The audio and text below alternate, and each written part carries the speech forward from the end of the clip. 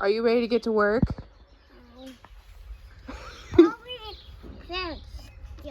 Yeah, we got a lot of work to do. It's sweet corn time. All right, I got about 5 seconds to explain what's going on, and Colton is looking at me very weirdly. I'm narrating. I'm explaining what's going on. I know what narrating means. Every year we put up, what, 15, 20 quarts? Wait, 18 to 20. Yeah, frozen sweet corn. I might try canning some this year. I don't know. Do you like it canned? I don't know, just don't ruin my sweet corn. Thank you. Uh-huh. Where am I going? I don't know. So we have 2 drawers that Colton picked so far. I'm gonna husk it if Ellie doesn't steal it all. And then I just shuck it, cut it off a cob, and freeze it. I don't blanch it or anything. Ellie's back. No, this doesn't go to chickies. No, put that on the, we put this here. You want to give this to chickies? Oh. Here you go. You can give that to chickies.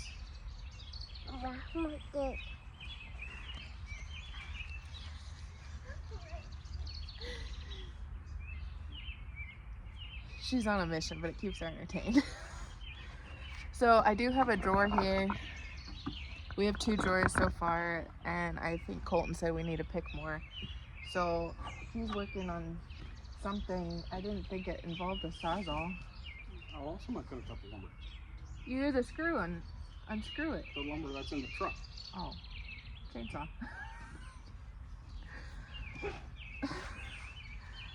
So what we've found the easiest process for us is we shuck it out here, put it on these cookie sheets, mound it up, and then I take it in the house or something and cut it off the cob and put it in our quart bags. And Colton knows when it's ready somehow, and it's like we prefer it a little earlier in the season than later. Some people like it later when it's a little more tough. We have some people that like it borderline field corn, but this is our sweet corn. Later in the year, we will tend to have more bug damage up top, and Colton said the next round is looking better than this one, which this one looks pretty good so far. We do sell some, depending on how much we have, and how much we have put up for ourselves. If you have problems like this, that means it didn't get pollinated. My guess is this was an ear that was on the end.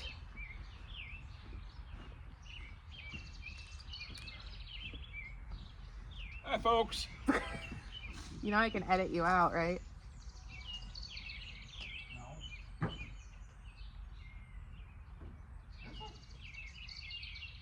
Well, I can like cut out the part where you come randomly walking through. Kind of like how we're talking right now.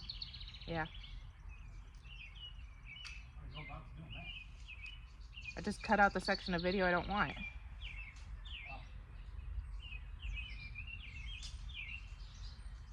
And I do not like the silks. I saw someone on YouTube, they had like this brush thing where it was like to brush the silks out of off the cob. Yeah, and then also you put the drill in it. Yeah. Drill and it takes the Kernels off. kernels off, Yeah, we've tried several different ways, but at the end of the day, my Pampered Chef corn slicer doohickey seems to work for me the best. And I found if I split the ear and I get a good hold of the silks, it takes off most of them.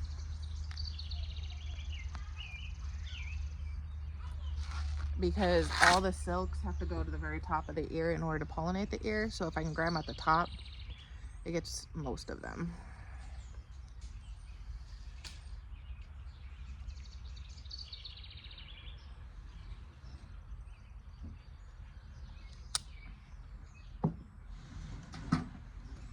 I'm just gonna start shucking.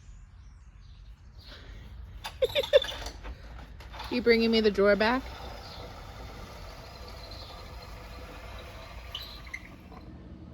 Okay, we have our first batch in the house, and I just put it in Ziploc freezer bags. I really haven't had a problem with freezer burn or anything. I was debating about putting in the vacuum seal bags, but I don't have a problem. I've not had a problem with these, so I'm just gonna continue doing it. I do like to label them before I fill them. It just is easier for me. I don't worry as much about the marker going through the bag because I've had that happen sometimes on some other bag things. I do use a permanent marker. This is just the one I have in my little stash in the kitchen. I write sweet corn, even though I can pretty much see what it is. But if someone's rummaging around in my freezer, they need to be able to know what everything is. And I usually write the date because I want to use first in, first out. So today is the 19th of July, and I want to try to use today's sweet corn before even tomorrow's sweet corn if I can. It's not the end of the world because we've used sweet corn over a year from the freezer and it's fine, but it's the restaurant training in me that I want to make sure. The other thing is Colton said we do 18 to 20 quarts. That's only because I say 15 and next thing I know he's bringing me more sweet corn to put up. So I am going to count out 15 bags and I'm going to label them, and this will get me like 3 or 4 bags maybe, but that's why we do 20 quarts, is because he just keeps bringing me sweet corn. This little tool is something by Pampered Chef. If you're familiar with them, they have all kinds of kitchen utensils.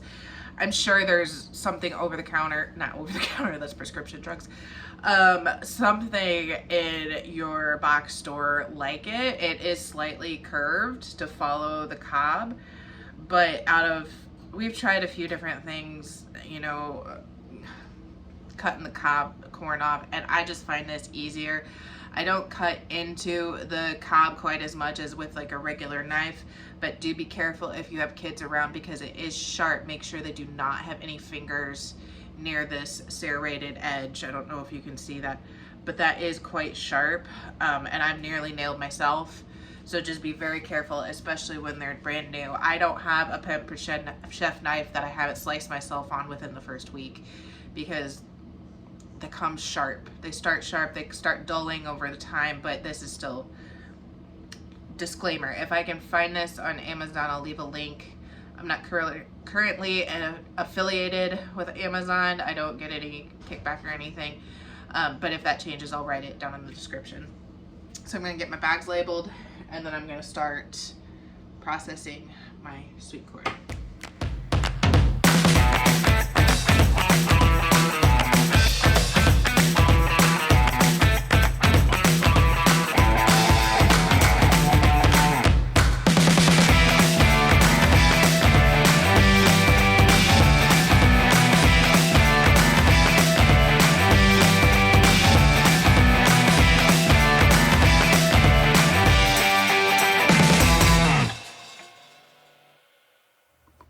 So we have 5.5 bags so far, which was a little more than I thought. I did not clear out both drawers. Ellie needed to come in the house. So I probably could have easily gotten 6 with what's left in there, if not 7. But that's okay because we have lots more sweet corn coming in, and I don't think Colton knows how to restrain himself from saving it all. We use this as a side. I use it in I call it a Mexican casserole, but apparently that's politically incorrect, so taco casserole. I make a corn casserole out of it. It's almost like a corn pudding, and it's not with the Jiffy mix. I didn't want to make it with that. I just needed to use up a lot of corn, and I found this recipe. It's very, very good. I did make it enough this winter, though, to clear out our sweet corn that I'm a little sick of it, though. I also found or made up a Southwest chicken pasta recipe. I think I did a video on it. If I did, I'll link it down below. And I'm going to save our corn cobs this time. I have a roaster now, And I'm going to try to do corn syrup like Rachel from the 1870s homestead. See how that works so we can use it on pancakes. The biggest expense is going to be all the sugar going into it. And I think the rest of it's pretty much nothing. So if we could cut down our maple syrup cost, I probably only buy like 2 or 3 a year, but you never know. Pancakes are an easy meal sometimes. So I'm gonna get things cleaned up. All right, it is a couple of days, if more like a couple weeks later since the last time I was talking to you. But we reached our freezer quota. I decided that we really only needed 15 quarts in the freezer. We got 20 last year and I was kind of struggling to get through it all. We have reached the 15 quarts in the freezer, but I have this entire tub full of sweet corn and I'm going to try to can it. I didn't want to can everything in case we didn't really like it. So I figure the freezer stuff will definitely be for fresh eating. Any casseroles or anything I make with it. The canned stuff, we'll try some as fresh canned to see how we like it, just so we know. But the rest of it I'm figuring I can put into casserole. Anything like that where it's not like a side, the only side dish, when it's mixed in with something, and if we don't like the canned, we're not going to notice the difference quite as much. So I have been scouring the house for my instruction book for my electric pressure canner, and I have a feeling I put it somewhere so Ellie wouldn't get a hold of it, and now I really can't find it. Maybe I accidentally threw it away. I don't know. So I am going to go a little bit by memory, and hopefully my ball book of canning will fill in the gaps. Mostly it's just the timing of everything on that electric pressure canner, which I put on the buffet table, that cabinet that we put together a few weeks ago. So I want to get these going because I have 100 other things going on. But these are green beans that I'm working on. I am going to do 4 quarts first of sweet corn. And I'm doing quarts because that is a size that I think when I make my taco casserole that I would want at least that much, because I usually use at least 1 quart, if not 2 quart frozen bags when I make that, because I usually make 2 or 3 at a time, 1 for us to eat and 1 or 2 for the freezer. So I do use quite a bit of that at one time. And then from there, I'll see how much is left for any pints as test side dishes, or just as, you know, top offs to the quart if that's not enough. But like I said, this, however big this container is, I'm not really sure, that is full of sweet corn. It feels like about 15 pounds maybe.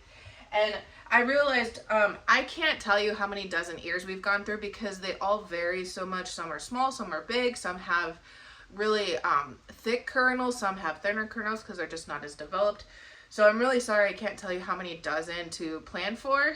I just keep cutting until we get enough.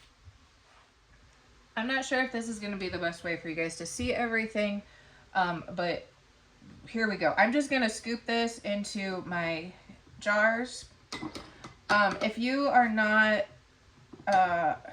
familiar with our channel, if you haven't seen any of our other videos, I am very, very new to canning. This is the first year that I have tried canning. So far it's been okay. I have had some failures, that's for sure. So if you're new and if you're like me, you were really scared to can. I don't know why I was scared to can, but I am. I still am. It's not as terrible as I thought, but it is tedious. These jars are washed in hot soapy water. I found along my way that I need to have everything ready to go. I can't just kind of fly through like I'm used to doing. I need to make sure that my jars are ready, that my lids are ready, that my canner's ready, everything all at once, because it just makes the flow a lot better. I have had siphoning. I've had seal failures.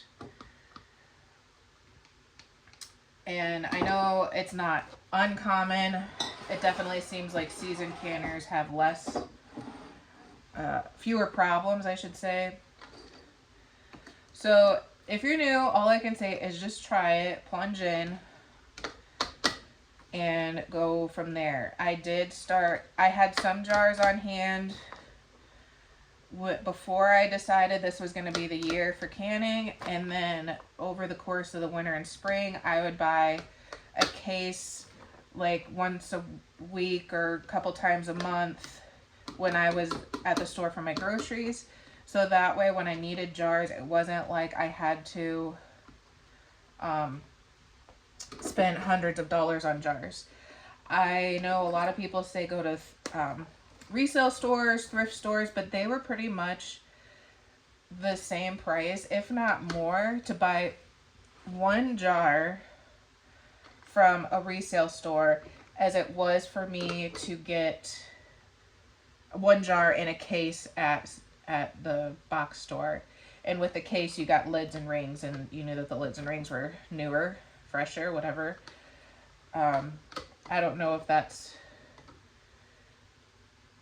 an issue or not, the age of the lids. I am finding out because some of my lids were also hand-me-downs and older. So these are fairly full, but I'm going to look at my Ball Book of Canning. And this is, once again, this one. So this book has two different plain corn recipes, cream style corn and whole kernel corn. From reading it before, it looks like the only real difference is that it's saying to like cut more of the kernels off in the cream corn and get more of the milk from the corn. To me, it's the same thing. But it says in the cream style corn, don't process larger than a pint. So I'm going to follow the information for the quart on the whole kernel corn. This is not as milky as some of the other stuff that we've had before. But when it sits in our freezer, I think that's when some of the juices start coming out, and then it gets more milky, more juicy, whatever you want to call it. So we've already husked the corn, removed the silk, cut it off. We're going to raw pack. Loosely packed kernels in hot jars is directed in step 3 and on page 387. Do not press or shake down. Well, you can read that for yourself. And then continue with steps 4 and 5 on 387.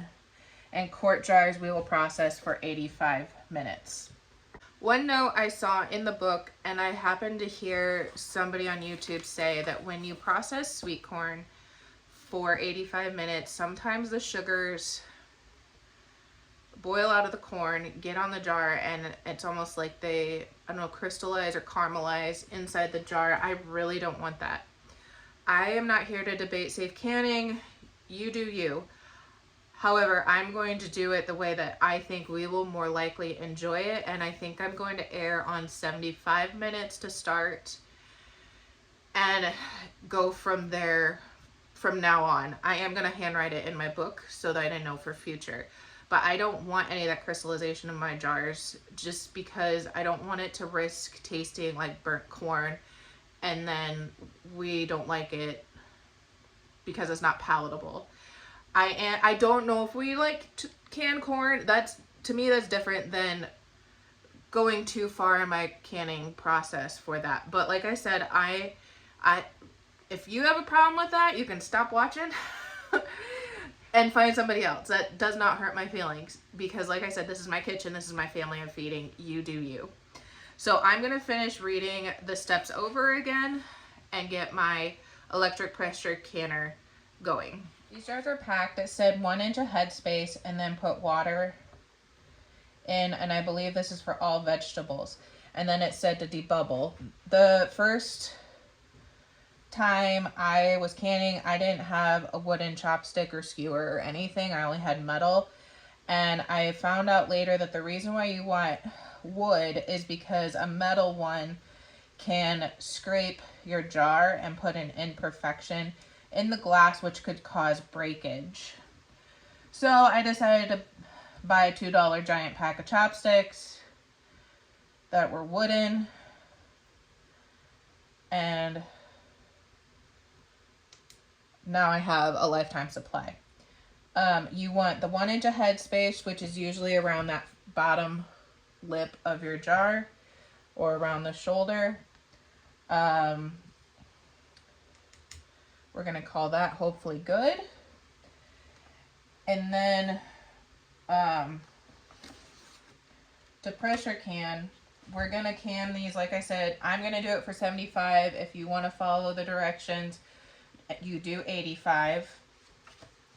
I'm also going to wipe off the rims. I have a little bit of vinegar on this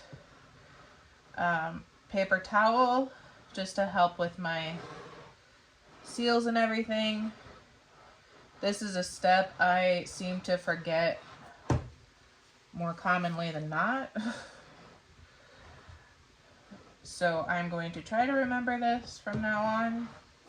And part of it is just finding your system and a rhythm that works for you. And I know that. It's just going to take me a while. And then I have lids. I did wash these as well. It used to be that you had to like heat your lids, and it's supposedly not a requirement anymore. However, I did see Megan from True Grit Appalachian Homestead.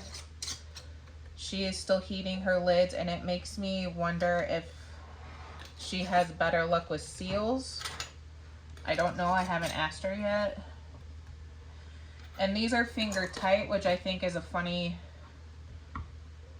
analogy because finger tight for me is totally different from finger tight for Colton. So I am going to just tighten those just a smidgen. And then I think we're almost ready. This is my Nesco pressure canner. I have really liked it so far, not just for canning, but also for like cooking meat from frozen, cooking rice. The pan liner cleans up really well. It cleaned up better than an Instant Pot. It can fit 4 quarts, so that's why I did quarts, but it is going to take quite a while to run through the cycle. I know that I am like not doing steps the best. I'm doing them based on the book, but I think I am still just not getting them perfectly done right, which is going to make things even more interesting as I try to do this without the manual.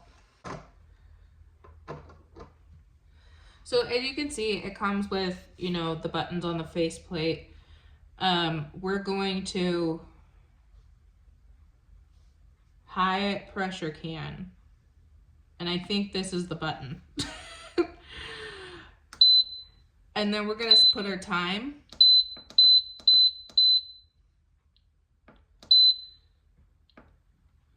$76, that's close enough because the original is 85 and I was gonna do 75. So the valve is gonna be on exhaust. This is the correct pressure valve for my altitude. There is a second one that comes with it if you are above 1,000 feet. So I want it on exhaust for now. And I'm gonna hit start. And then it's going to get to a point where it's spewing out the top, and then it's gonna pressure down. I honestly have to go back and look at my own video since I don't have my instruction book with me right now. But it does vent for 10 minutes and then you put it to airtight. If you want a more instructional video for this, I would recommend watching that video. I can link it below. But since I don't have my book, I don't want to be the instructor on this video. But if you're familiar with pressure canning, it's pretty similar. It's just electric instead of on top of the stove. And it beeps at you, and it beeps very loudly. So fingers crossed I've done this correctly. And in about 70, well, it'll probably be closer to 2 hours by the time it pressurizes, does its pressure cooking, and then depressurizes. It's probably going to be a couple hours, if not more, but that's okay because I have a million other things to work on. All right, we're doing one more thing with our sweet corn, and that is I am going to attempt corn cob syrup. There's also corn cob jelly. I haven't researched any of that yet, but I saw Rachel from that 1870s homestead do corn cob syrup as like her pancake syrup or waffle syrup or whatever, however you use syrup. I'm not sure I have all the sugar for it, which was a fail on my part. But I want to get these corn cobs going. I thought they were supposed to boil for like a day or something, but I think that's later. But for now, I froze some of the cobs from some of our earlier harvests, and I have the cobs from today. So I'm gonna put them all in my roaster, see what will fit, and then you want to cover them with water. I can put the link to her video in the description below as well. I also found a recipe online that I can link if you're more of a visual reader person than, you know, watching a video. All right, so some of my corn cobs are a bit, well, they're not frozen together as bad as I thought. But I do have way more cobs than my roaster can fit. So I'm going to top it off. These are the cobs from today. It says you wanted to cover them. So I guess we're gonna leave it with this. And I'm gonna freeze the rest of these in case I decide to do a second batch later.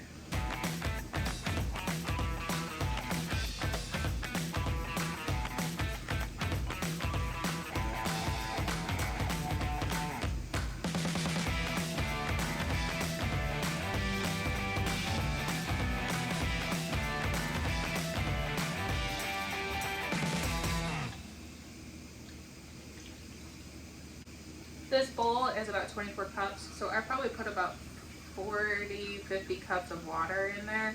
I used a little over 2 bowls, but each bowl was not completely full. And what I would like to know is if you don't have as many cobs, if you're gonna get as sweet of a syrup or the corn flavor syrup, or what the difference is gonna be. I do have the roaster set at about 250 because we need this to come up to a boil, and then we let it simmer for a couple hours. Depending on the recipe you follow, it could be an hour, it could be 2 hours. I'm just gonna kind of see what it looks like, how much is boiled off, and go from there. But for now, I have it set at about 250 to get it up to a boil. I do have water between the liner and the outer casing to help it keep from scorching at this point. And then it's kind of a waiting game. If you're ever able to find one of these roasters at a resale store or garage sale or something, take advantage of the price, because these things new are insanely expensive in my opinion, but I'm a cheap person. I found this at a resale store. It's old, it's a little scary, but it has not caught fire yet. So I'm hoping that this will work for us for at least a while. So here's our sweet corn, the 4 quarts. And then 5 pints. I had to clean the jars off because there was siphoning and they were sticky. But it looks like they all sealed.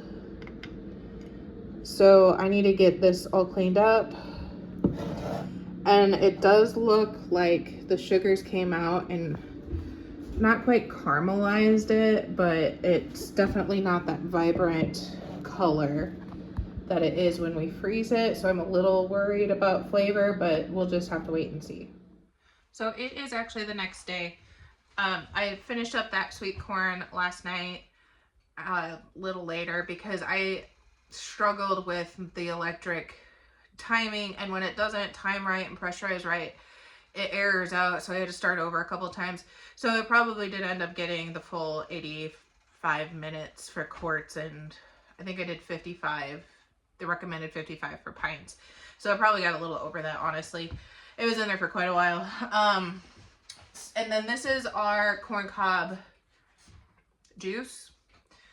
Colton helped me pour it out. I'm sorry I didn't film it. He goes, I'm surprised you're not filming this. And I'm like, well, it's a little too precarious to be filming right now.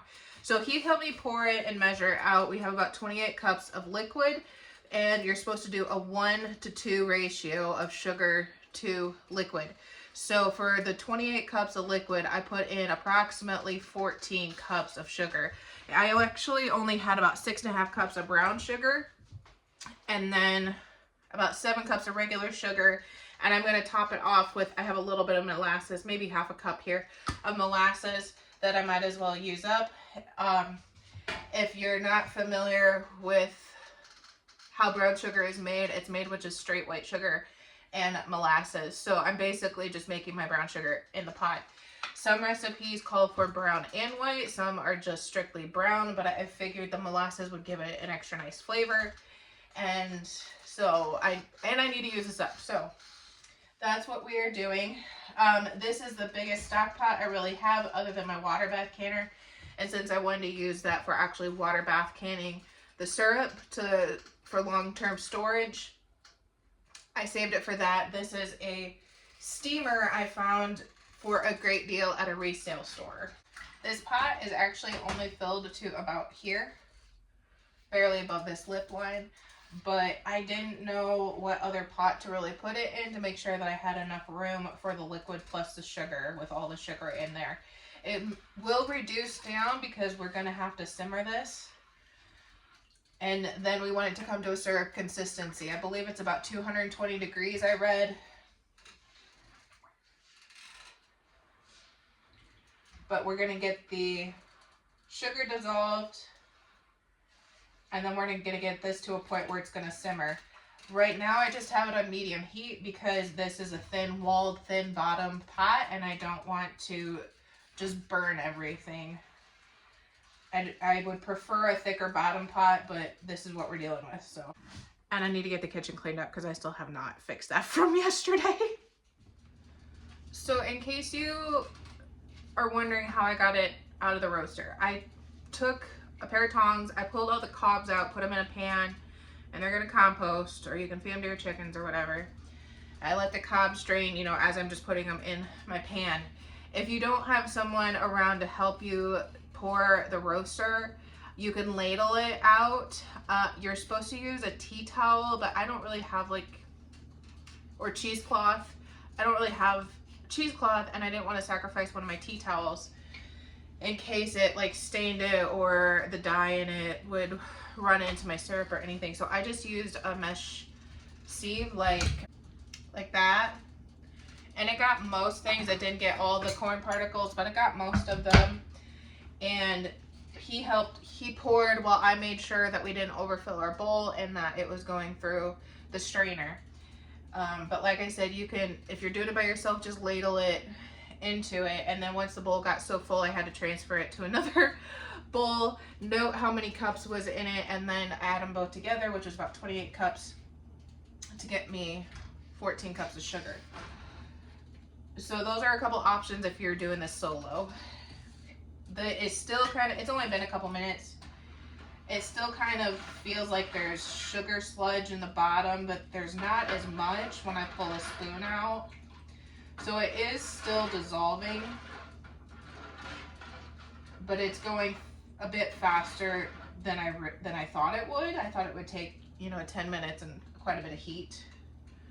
But I'm just gonna keep letting this simmer, and then once it gets to the consistency I like, I'll temp it, or vice versa, temp it to see how close we are, because I can't just stick the thermometer in and leave it. I gotta test it because I don't have a lip to hang my thermometer on.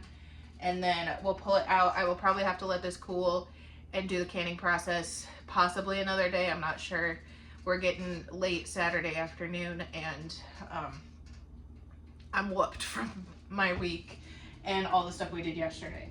So I'm gonna continue watching this and cleaning up the kitchen of my mess yesterday and keep an eye on it, and I'll update you when we get to another step. We are getting very close. We're about 210 degrees. I was using my candy thermometer, but it kept steaming up so quickly that I pulled out my meat thermometer that only goes up to 220, and it registered about 210, which is about what the candy thermometer was. I got to thinking, if I had 28 cups to begin with, even though it has evaporated quite a bit, if it were the full 28 cups, that is still 14 pints. I think there's 2 cups in a pint.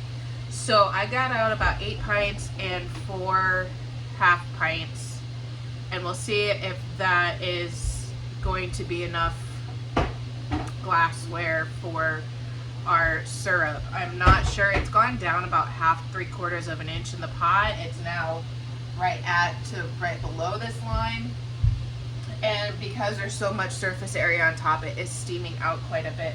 But I still feel like I want to get this to the right temperature to make sure that it is going to be syrupy enough. If you've done any candy making, fudge, caramel, stuff like that, you do want it to reach that certain temperature because it makes the sugars do different things. So I want to make sure that it's that temperature.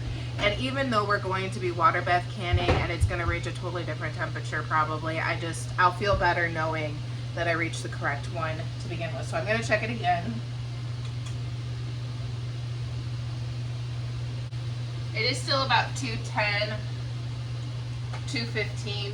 It's not quite to that 220 yet, so I'm going to wait a little longer, and then I am going to shut the oven off and let it sit for just a few minutes to cool off a little bit before I put it in my jars. If you've seen any of my other videos where I'm beginning canning, I'm not a very proficient canner. I'm very new at it, but I struggle keeping my jars hot, even if they're in hot water.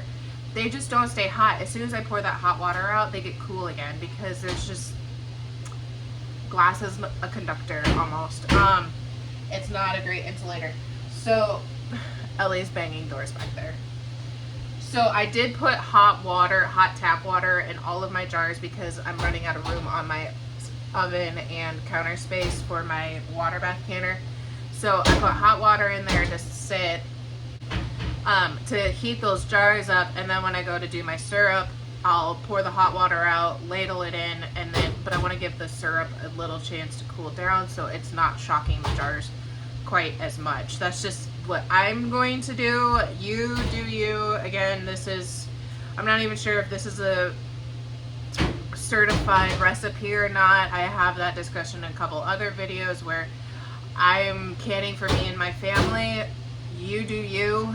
If you don't agree with it, I'm sorry. So this is what it looks like. I'm guessing that gunk there is some of the impurities. The steam was getting so hot that I couldn't hardly hold the thermometer in there, and the metal thermometer would get really hot and I couldn't hold onto the thermometer. So it was really close to 220.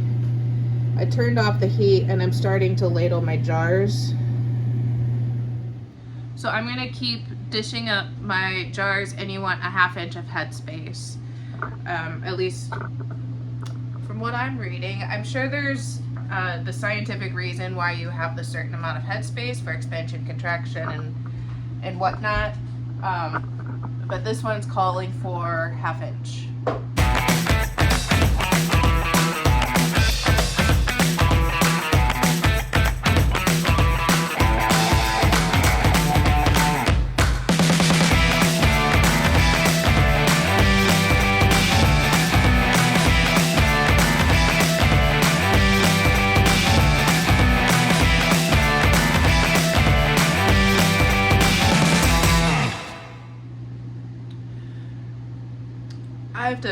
Full disclosure, I had to turn the camera off for a few minutes. I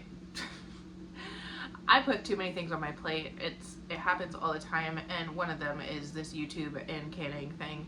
I am not meant to have little kids. I was booking it. We have an invasion of ants, and I was trying to squash ants, and thankfully, I was kind of this direction, filling my jars, and Ellie just about pulled 4 hot jars of syrup down on her. They were open. I caught it, but she kept grabbing for the towel thing I have underneath it. So I had to take a break and take care of her, of course, and we are back. But I don't know how y'all do it, that do all that you do with kids on top of it. You just have my utmost admiration, because that is not me. But in the meantime, if you have a suggestion for ants, I'd appreciate it. I already have a gnat problem in the summer, and I have vinegar out for them that gets the population mostly under control. But when I'm dealing with syrup, I had to leave it open almost, with ants crawling around all over my counters. They're even in a cupboard that never has food in it. I don't know what's going on. where they came from or anything. I've never had an ant problem before. So if you have suggestions for ants, let me know. But we are back. I filled all my jars. I ended up having 10 pints and 4 half pints, so that would have been 12 pints total. So about 2 pints evaporated. And I'm gonna go ahead and water bath can this. I need to turn my oven on. We water bath for 10 minutes for pints. I don't think there was any instruction for half pints, but I'm just gonna probably do 10 minutes for them as well. And then we will have our syrup. It is very sticky because it's all sugar. And I need to continue cleaning up, especially with the ant population that we are growing here. And I will let this come to a boil, 10 minutes, and then we will have our first set of corn syrup. Taste, I'm not 100% sold on yet, but I was just like licking random things. It's not maple syrup at all. But I didn't used to like maple syrup. It's so weird. I didn't like maple syrup. I grew up with the fake stuff. And then I made pumpkin pancakes. I have a really good recipe for pumpkin pancakes. And I made those one time, and for some reason I decided to use the maple syrup, and ever since then I was sold on maple syrup. So I'm hoping that this will pair well with our pumpkin pancakes. And you know, I was debating, do I do another batch of the corn cobs? What do I do? This is gonna last us forever. I don't think we are going to go through this in a year, even if I gift some of this. I could be wrong. We'll chat again later. But between having a total 12 pints, you know, the 10 pints and then the 4 half pints, a total of 12 pints, plus the blueberry syrup I have downstairs, and I have rhubarb syrup that I'm hoarding because I just love rhubarb, but I haven't quite figured out how I want to eat it. I think we will be set on syrups. I just don't have anything else that's really coming into the garden yet. I went to the farmer's market today to visit some friends because we used to do the market in town. And I picked up a few tomatoes and peppers and stuff because I know I want to make hot pepper jelly, but my peppers are pretty much annihilated by bunnies. So I'm going to either make some salsa or try my hot pepper jelly with them. I got to look up one of the peppers I got. I got 2 jalapenos and 2, I think, pineapple peppers. They're supposed to be hot peppers, but I think they said they're pineapple. I don't know. I gotta look them up. And then that's another topic for another day, though. So I digress. And I will get this wrapped up. If I don't talk to you at the end, if it's another silent ending, thank you guys for joining me and for being my supporters. I really appreciate it. Check out some of our other videos. Once again, I'm a very new canner, and it's been an interesting journey. It is quite the process, but I'm hoping it will help our family's food budget. We'll find out. It kind of depends on how the garden turns out as well. I mean, we've been able to supplement a few things, but it's not our core grocery bill that's costing us so much. So anyway, thank you guys again. Consider subscribing, liking, sharing. It really helps our channel. And I got a notification that I'm at 500 subscribers, but I have yet to see it actually say 500 subscribers on my channel. So if you are that one that gets me to 500, you are amazing, and I am so appreciative. Thanks, guys. Bye.